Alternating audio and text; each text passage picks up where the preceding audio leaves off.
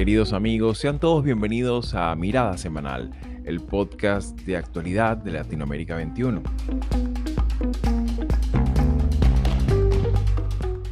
Como todos los domingos, analizaremos las principales noticias de la semana con el respaldo intelectual de Marisabel Puertarriera y Manuel Alcántara Sáez.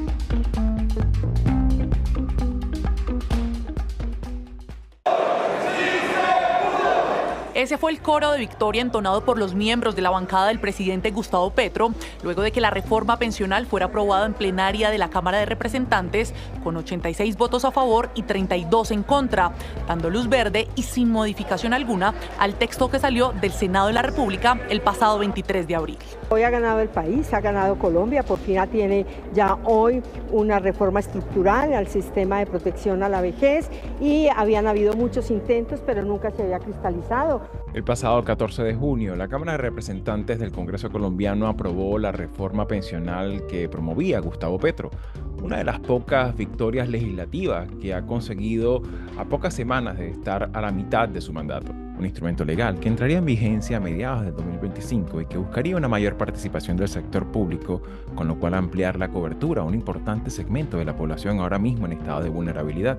Sin embargo, es importante destacar que antes de la implementación de esta reforma pensional, la Corte Constitucional de Colombia podría ejercer su facultad de rechazar total o parcialmente este instrumento normativo antes de su aplicación, lo cual también revela el ambiente de contestación que aún existe y que con toda certeza se extenderá para el segundo semestre del 2024, cuando se discuta también la reforma educativa. En este contexto cabría preguntarse qué aspectos facilitaron esta anuencia parlamentaria, así como también cuál será la estrategia del gobierno de cara al futuro, sobre todo tomando en consideración una agenda legislativa bastante ambiciosa desde el principio de su gobierno. Soy Xavier Rodríguez Franco y les hablo desde Houston, Texas, y hoy es 25 de junio de 2024. Y para pasar a nuestro segundo tema del programa, también se supo esta semana y que de alguna manera pues, se ha presentado en la opinión pública como una de las pocas victorias legislativas que ha tenido el gobierno de Petro esta semana, y es que se ha aprobado, antes que se acabe el semestre legislativo en Colombia, se ha aprobado una reforma pensional que ciertamente para el propio gobierno de Petro, pues que ya está a pocas semanas de cumplir el ecuador de su mandato, constituye una victoria, pero claro, de alguna manera pues también hay mucha controversia, sobre todo en el proceso legislativo, cómo fue aprobado. Sin embargo, de alguna manera pues lo que se pudo conocer es que esta reforma pensional pues toca un elemento importante, sobre todo si tomamos en cuenta también la fuerte controversia social que generaba la gestión de lo que llaman las colpensiones, que era de alguna manera esta entidad que de alguna forma queda definido en este nuevo proyecto de ley que, bueno, ya comenzaría, solamente faltaría la firma del presidente Petro, y que además de esto no echa por tierra la coexistencia del sector privado en el sector, en este aspecto. Entonces me gustaría un poco conocer cómo miras tú, obviamente teniendo siempre como mirada amplia el contexto político colombiano, Manolo. Bueno, esta semana, evidente, o en estos últimos días, más que la semana, los últimos 10 días más o menos, ha habido dos noticias muy contradictorias, o una más que contradictorias, una muy positiva y otra no tanto, ¿no? La positiva es la que tú has señalado. Evidentemente, la aprobación de la reforma de pensiones es algo básico. Hay que recordar una cuestión, y es que el sistema de seguridad social de Colombia no había sufrido ninguna modificación desde 1993, o sea, estamos hablando de más de 30 años, ¿no? Con los cambios enormes que ha tenido, los cambios demográficos que ha tenido la sociedad colombiana. Y esto pues pone al día la necesaria ampliación de la cobertura de las pensiones a casi todas las personas, ¿no? A casi todas las personas en edad de jubilación, porque ahora mismo apenas una cuarta parte de las personas en edad de jubilación estaban cubiertas, ¿no? por el sistema de pensiones. Entonces, esto me parece que es absolutamente fundamental y es un logro dentro de los ejes, ¿no? que tenía previsto el programa de Petro. Cierto, se dice que la reforma que no hay que cantar victoria a favor de la reforma porque de la reforma de las pensiones, porque podría enfrentar oposición en los tribunales, ¿no? Y de alguna manera pues demorarse su aplicación y demás. Pero como decía, ha habido una situación agridulce, porque por el contrario no ha logrado pasar la reforma que garantizaba el derecho fundamental a la educación, ¿no? O sea, lo que sería la reforma educativa, ¿no? Y esto, bueno, aunque ha estado hasta el último minuto, hay que pensar que el jueves 20 de este mes, o sea, el pasado jueves, fue el último día del Congreso en esta legislatura, ¿no? Y es un tema que ha quedado pendiente. Y ha quedado pendiente primero posiblemente por una desconexión con el mundo sindical, con el sindicato de maestros de FECODE, que al final fue uno de los principales opositores de la reforma, ¿no? Y es curioso porque a la vez es uno de los grandes apoyos políticos del presidente Petro, del Ejecutivo, ¿no? Y claro, esto, el presidente del sindicato, Domingo Ayala, en un mitin explicaba que desconfiaban de que había maniobras ocultas y demás en el proceso de la reforma educativa. Y ya digo, lastimosamente no ha salido adelante y ha quedado hundida, ¿no? Claro. Y es supuesto para la ministra de Educación, Aurora Vergara, pues claro, un fracaso, ¿no? Claro, claro, y muy probablemente cuando después del parón de actividades del Congreso, muy probablemente este va a ser como que el primer capítulo, ¿no?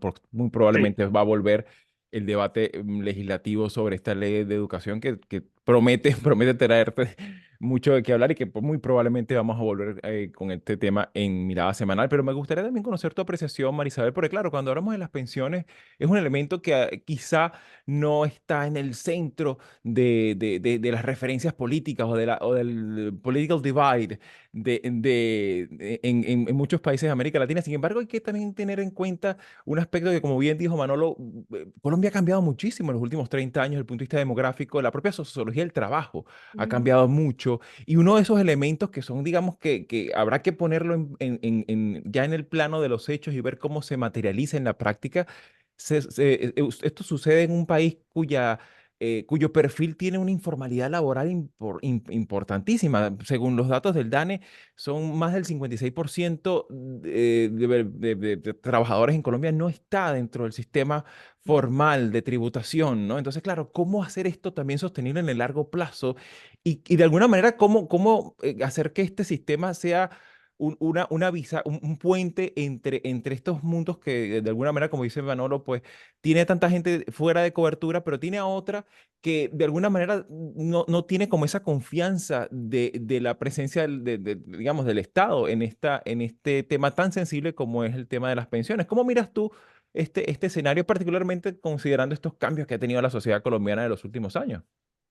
Sí, bueno, ahí hay dos cosas, ¿no? Por uno es que es una población que está envejeciendo y que entonces la contribución, algunos expertos señalan que el modelo que se está intentando transformar es un modelo regresivo. Y que por supuesto lo segundo que tú señalas es clave. Hay una buena parte de la población que está por fuera de esa cobertura.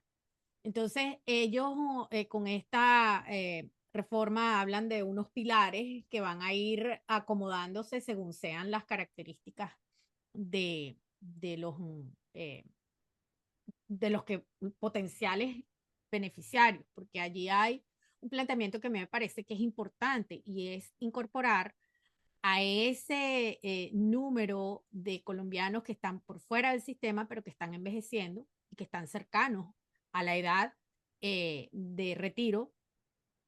Entiendo que hubo algunas modificaciones en cuanto a lo que conocemos como cotizaciones en unos casos, en otros el tema de la edad, que es para los hombres creo que era 62 o por ahí Sí, era 65 62.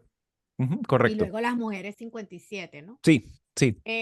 El asunto está en que hay una opinión clara en favor de que algo hay que hacer porque el sistema es regresivo, pero también hay otra opinión de expertos que dicen que esto es simplemente como un parcho que se le está poniendo al sistema y que en unos años va a haber que revisarlo, porque justamente ese es parte del problema. Colombia, al igual que otros países, incluido Estados Unidos, está viviendo ese proceso de envejecimiento de la población, pero también hay otro aspecto importante y es la baja tasa de natalidad. Entonces, eso es lo que hace que en el caso de las pensiones, las reformas a veces se vean como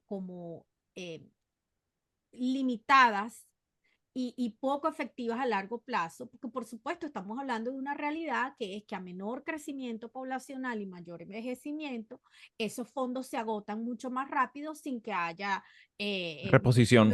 nuevos contribuyentes. Entonces, esa es parte quizás del razonamiento del otro lado, ¿no? En todo caso, a mí me parece que considerando lo que hemos venido hablando en este podcast sobre Petro y su incapacidad para darle fiel cumplimiento a su agenda política, esto es un logro que sí, por supuesto, va a tener cuestionamientos, va a ser puesto bajo presión, pero en un contexto donde él ha tenido que ver cómo su reforma de salud fracasó, el tema de las negociaciones de paz con los grupos que todavía siguen generando dudas sobre la posibilidad de que se llegue a un acuerdo definitivo de paz con los grupos movilizados estos. Eso hace pensar que Petro necesita una victoria en términos de agenda legislativa. Y esto puede ser esa victoria. Sin embargo, es en el contexto de esa debilidad de que no ha tenido capacidad de negociación con los sectores clave para pasar su agenda política. Entonces, me parece que esto se está dando en un momento que era imprescindible para él de tener una victoria no solamente simbólica, sino efectivamente lograr incorporar uno de los tantos cambios que prometió en su campaña electoral. Entonces habrá que ver qué tanto ha aprendido en estos 2 años de la necesidad de tener que sentarse a negociar con los Claro, sectores que quizás no y están sobre, convencidos.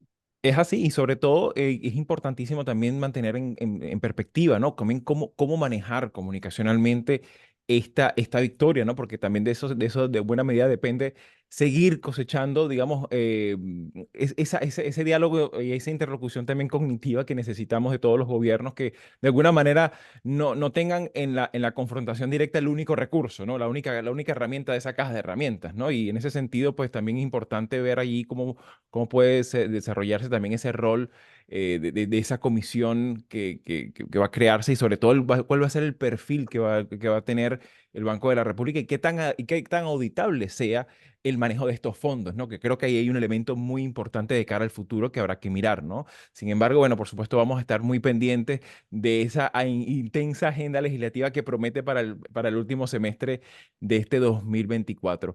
Si llegaste hasta aquí y te interesan estos temas, puedes ayudarnos a seguir haciendo estos vídeos dándole like, compartiendo, comentando y suscribiéndote al canal de YouTube de Latinoamérica 21. Puedes acceder también a todos nuestros episodios entrando en nuestra página web latinoamerica21.com/podcast y en las principales plataformas de audio. Subimos videos nuevos todas las semanas, así que nos veremos en Mirada Semanal muy pronto.